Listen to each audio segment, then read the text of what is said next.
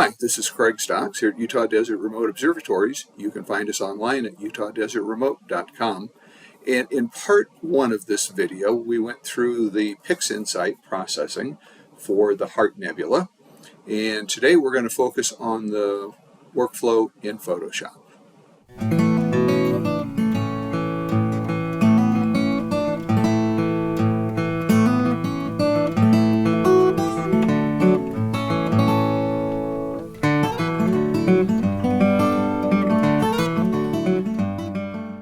So just to quickly recap, in PixInsight, we created a stars HOO image as well as a color HOO image. And then we created monochrome images of the hydrogen, oxygen, and sulfur and saved all those as 16-bit TIFF files. So now we can jump into Photoshop. And the first thing I want to do is load all of the files using the scripts, load files into stack. And that brings up this dialog box, so I can browse for the files that we created in part one, and that will be on my D drive right here. So here's the three monochrome files, the HOO and the HOO stars. Click OK to select those files, and then click OK again to load those files.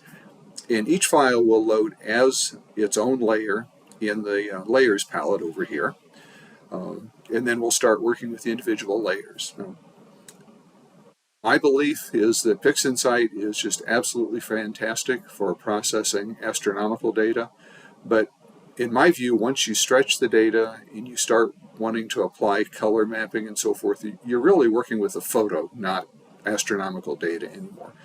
And Photoshop, I believe, is much better suited to working with photos than PixInsight. And the rhetorical question I always ask, would you use PixInsight to edit your vacation photos? And the answer is probably no.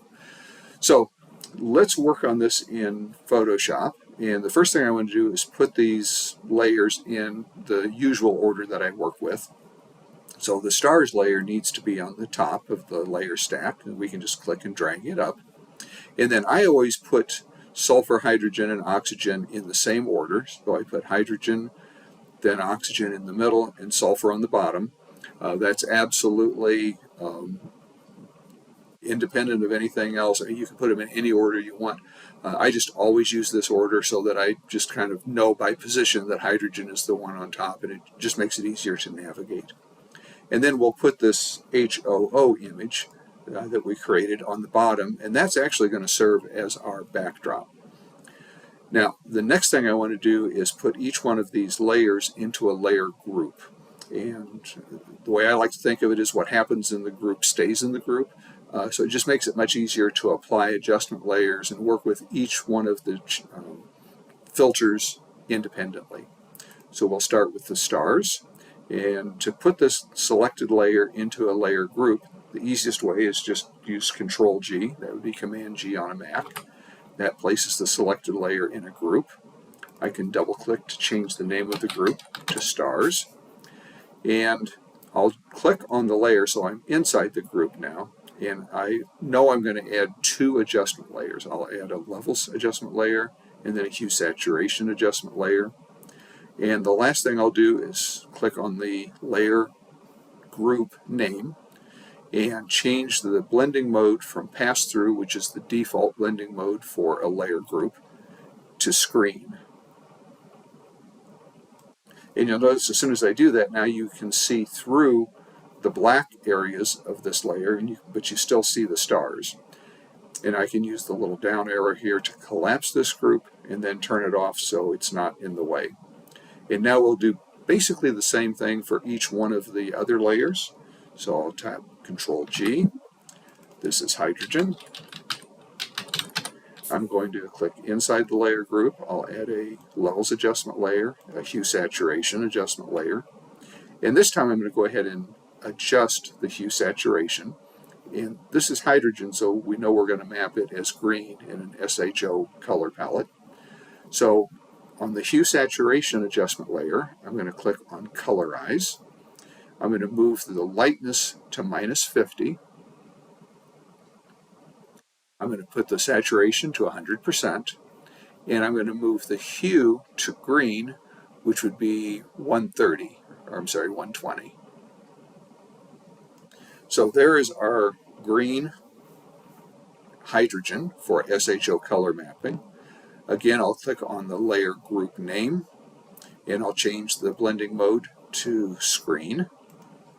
And now I'll just close this, turn it off, and I'm going to do the same thing to oxygen and sulfur. Go through a little bit faster. Change it to oxygen, add levels, add a hue saturation, colorize, -50, 100%, and oxygen is going to be blue, so that's 240 on the hue rotation. And again, we'll put this in screen blending mode, and I'll turn this off, come down to the sulfur, Control G, change the name,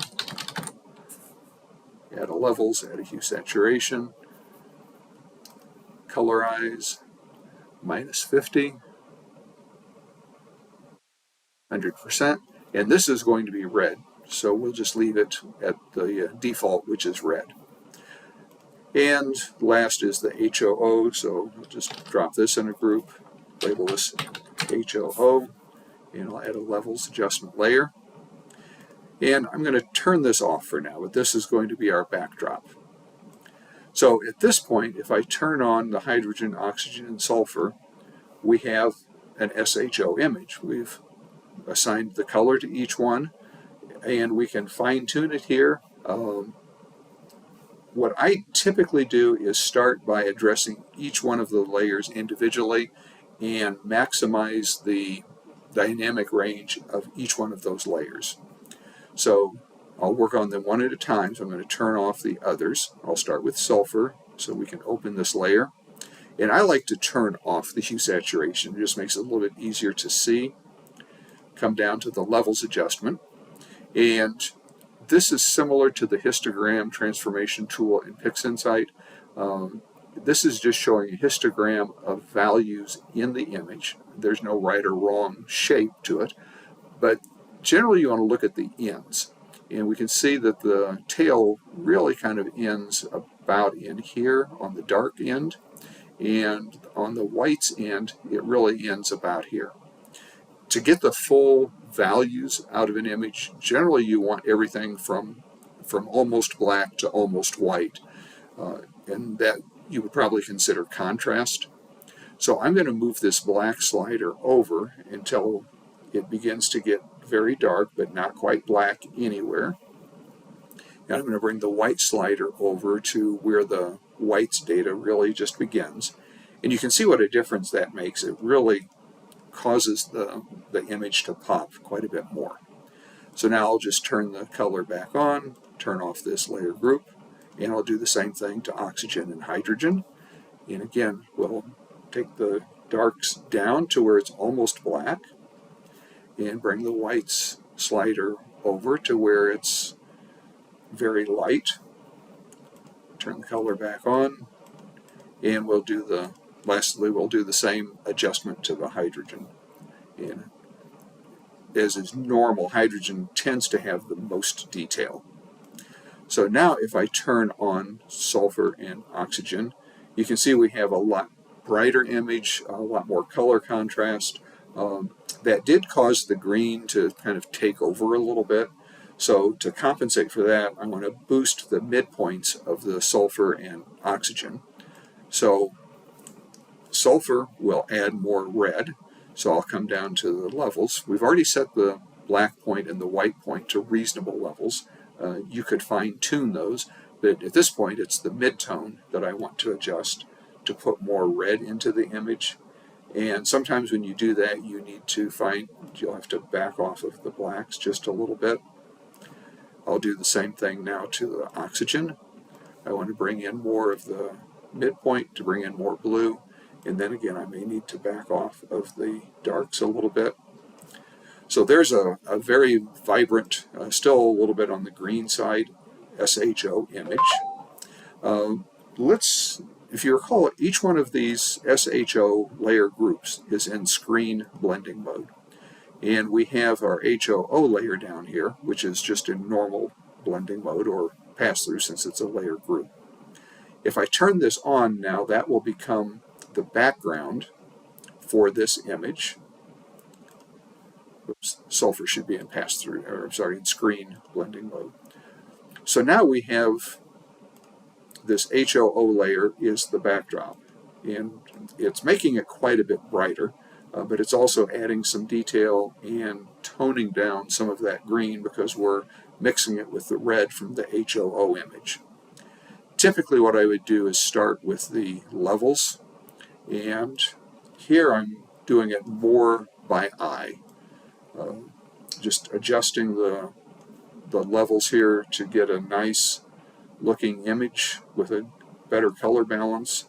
It's still a little bit on the bright side, but overall we have a good image. That was before, this is after. Now I'm going to add some global adjustments. So I want the global adjustments to be above the hydrogen and below the stars. So I'll click on the hydrogen layer group, and when you do this, it's important to have that layer group closed. And if the layer group is closed, for instance, and I add a levels adjustment layer, it will add it on top of that layer group. On the other hand, if this layer group is open and I select the layer group name, now if I add an adjustment layer, you'll see it'll actually add it inside the layer group instead of on top of the layer group. So to do this, you want to have the hydrogen layer closed, select that layer group, and then we're going to add a levels, a color balance, a hue saturation, and the last one is my kind of black threshold level, and we'll get to that with a solid color adjustment layer, which you have to access from the little black and white yin-yang symbol at the bottom of the layers palette. And I want RGB values of 19, 19, 19, and I'll get that by typing the hexadecimal equivalent of 13, 13, 13 in the hexadecimal field, which is selected by default. And then we'll put this layer into lighten blending mode. And what that does is just anything that is darker than that 19, 19, 19 RGB will be lifted up to that value. And you can turn it on and off to see if it's affecting anything. And right now I don't think it is. So let's start with our levels. And we might take the black level down a little bit. And I always do my astro editing against a black background so I have a good solid black reference. Still nothing is clipping. Now we're starting to see some effect from this 19, 19, 19 layer right up in here. You'll see when I turn it on and off. So that has probably pushed it. That means I have pushed this a little bit too dark. I'm going to bring this back to where it just barely has an effect on the darkest parts of the image. We might darken the midtones a little bit. If we want to do an overall color balance adjustment, I can do that with the overall color balance tool. I might want to play with the saturation or even the hue. Saturation, of course, just increases the intensity of the colors. I find a lot of times the reds might be either too blue or too yellow, and you can adjust that by targeting the reds in this hue saturation adjustment layer and adjusting the color and even the saturation of the reds. It's also handy for targeting the yellows if you want them to be more towards the green or more orange. So you have lots of adjustment capabilities in this hue saturation adjustment layer. And let's turn on the stars. They look pretty good as they are. A couple things I will typically do to the stars. I will typically increase the saturation even more. And as I mentioned, the reds tend to get a little too red. So again, I'm going to target the reds in this hue saturation adjustment layer and reduce the red saturation of the stars. And generally, I will want to sharpen the stars, and I may even reduce the stars a little bit. So to do that, I want to convert this stars layer into a smart object, and the smart object lets me apply non-destructive smart filters. I'll right-click to the right of the layer name and choose Convert to Smart Object. And first I want to knock out the little tiny stars that just kind of look like noise. And I'll do that with Filter, Noise, Dust and Scratches. And typically a setting of around 4 or 5 pixels works pretty well, at least with this camera. And then I will add a Smart Sharpen. And Smart Sharpen has nothing to do with the fact that it's a smart filter. Click OK. So now we've knocked out some of the little stars and sharpened the stars overall.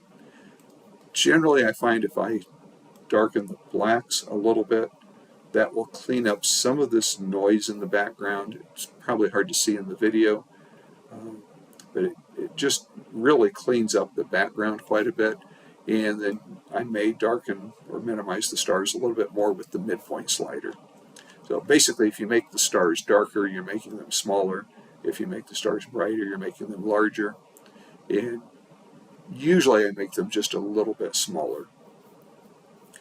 So that's pretty much a finished image. If you decide you want, for instance, more sulfur, I can come back to the sulfur layer, come back to this levels, and increase the brightness of the sulfur, and maybe take a little bit of the red out of the background. I can come to the oxygen. There's still quite a bit of blue in the background, so I may darken the blacks and increase the midpoint. You can also adjust the individual colors of each one of these and still have an SHO image. For instance, the hydrogen right now is set to a pure green. Sometimes adjusting this hue back and forth a little bit, sometimes just a little bit of a change can make a big difference in the overall image. And so here I've actually increased it just from 120 to 130. I find typically if I adjust the hydrogen, I'll also adjust the oxygen.